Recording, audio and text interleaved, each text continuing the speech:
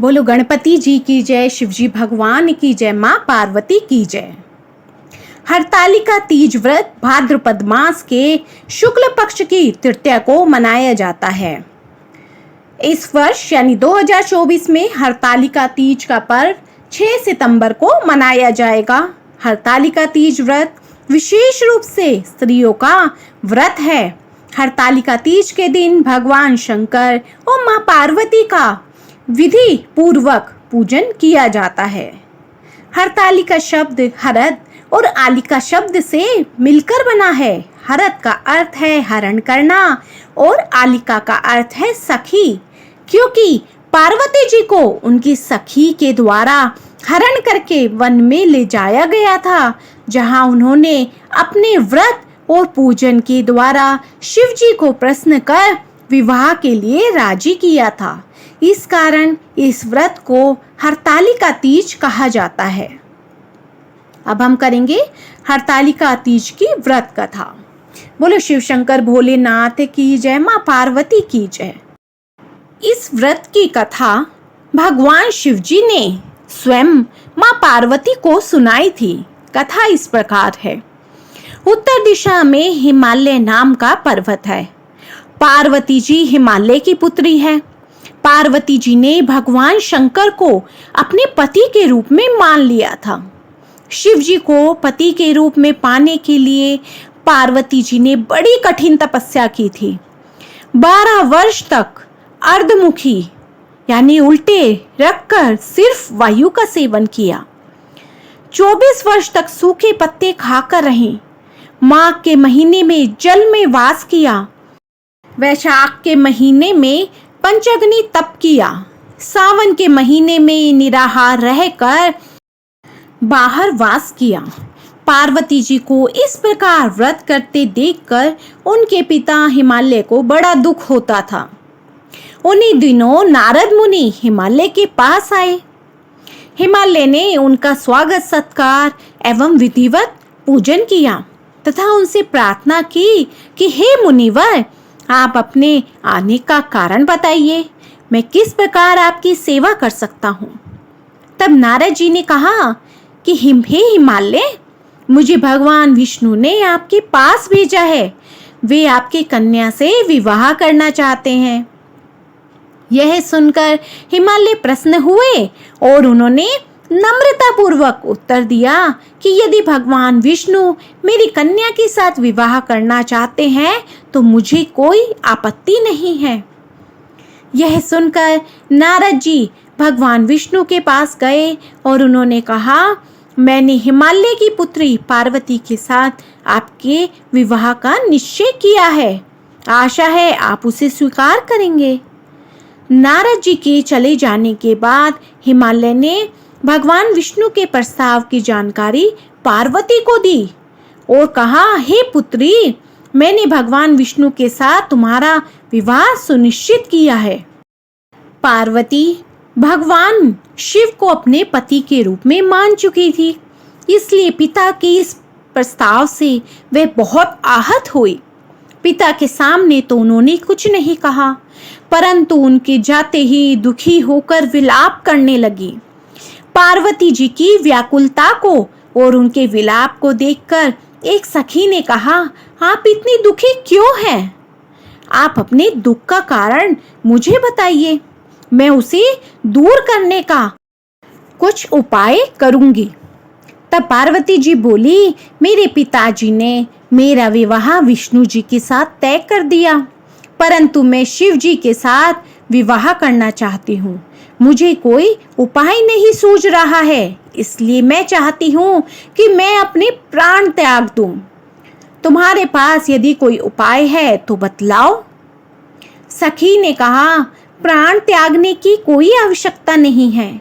मैं आपको ऐसे गहन वन में ले चलूंगी जहां आपके होने की जानकारी आपके पिता को नहीं चल पाएगी। इसके पश्चात सखी पार्वती जी को लेकर वन में चली गई। इधर हिमालय पार्वती जी को अपने घर में ना पाकर इधर उधर खोजने लगे।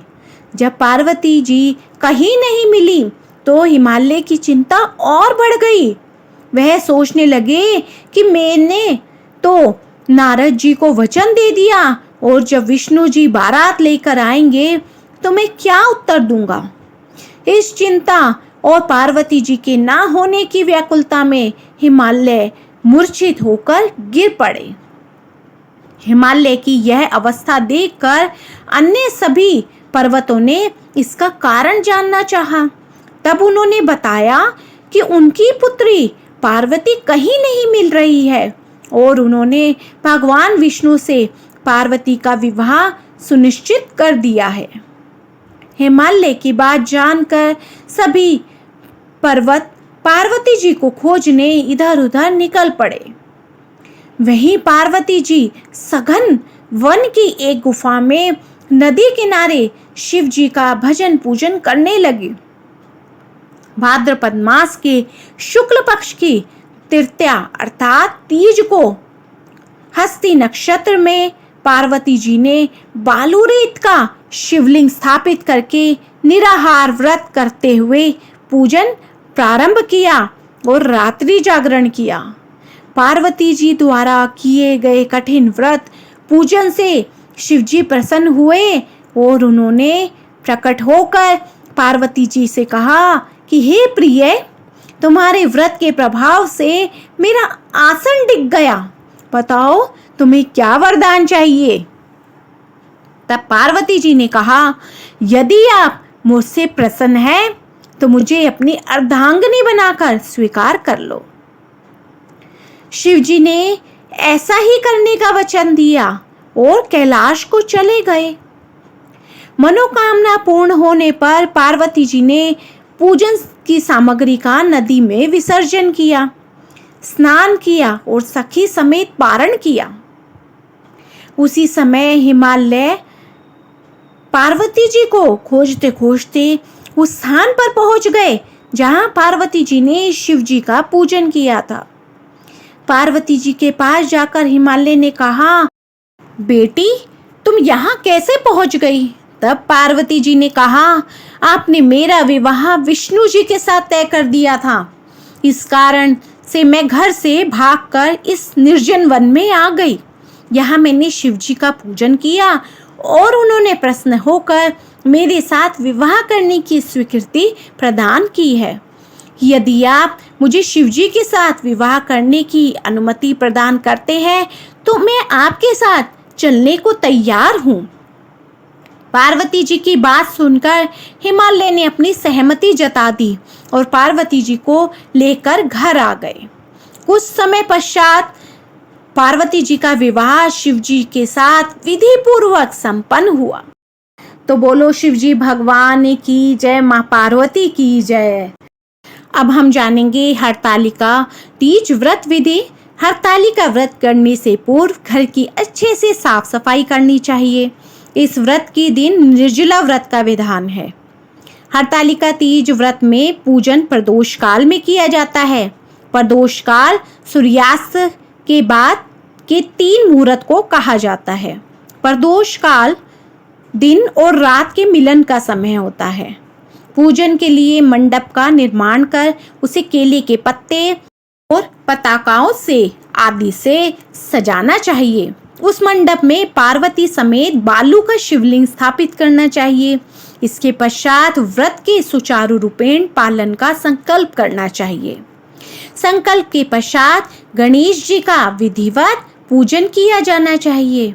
इसके पश्चात शिव पार्वती का आह्वान, आसन, अर्घ, आचमन, स्नान, वस्त्र, आभूषण इत्यादि से पूजन करना चाहिए। चंदन, अक्षत, धूप, दीप आदि से पूजन करके ऋतु के अनुकूल फल फूल का नैवेद्य अर्पण करना चाहिए। पूजा करके और कथा सुनकर अपने सामर्थ्य के अनुसार ब्राह्मणों को दक्षिणा देनी चाहिए। सौभाग्यवती स्त्रियों को सुहाग की वस्तुएं दान करनी चाहिए। व्रत की रात्रि में जागरण का विधान है।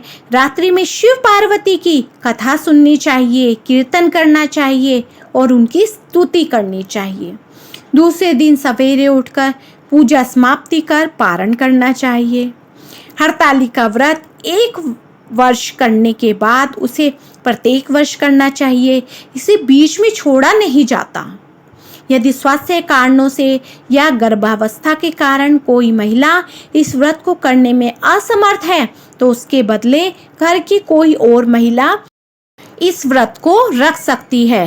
व्रत रखने वाली महिला को सुहाग का सामान और दक्षिणा देना चाहिए। हरतालिका व्रत स्त्रियों के सौभाग्य में वृद्धि करने वाला और उनकी रक्षा करने वाला व्रत है। जो स्त्री इस व्रत को करती है वह अटल सौभाग्य और संपूर्ण सुखों को प्राप्त कर अंत में मोक्ष लाभ की प्राप्ति करती है। यदि किसी स्त्री के द्वारा यह व्रत नहीं हो पाता है तो उसे कम से कम हरतालिका व्रत की कथा अवश्य सुननी चाहिए या पढ़नी चाहिए। इससे भी सौभाग्य में वृद्धि होती है। तो बोलो शिवजी भगवान की जय, माँ पार्वती की जय। तो फ्रेंड्स, आपको मेरी ये वीडियो पसंद आई हो, यूज़फुल लगी हो तो मेरी वीडियो को ज़्यादा से ज़्यादा लाइक, शेयर एंड सब्सक्राइब कीजिए।